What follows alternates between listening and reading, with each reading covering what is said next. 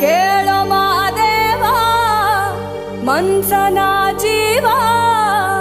ನೀ ನುಡಿಸಿ ಆಡಕ ಢಮರು ಆಗ್ಯಾವ ಯಾಕ ಶಿವಲಿಂಗ ನಡೆಸುತ್ತಿ ಹಿಂಗ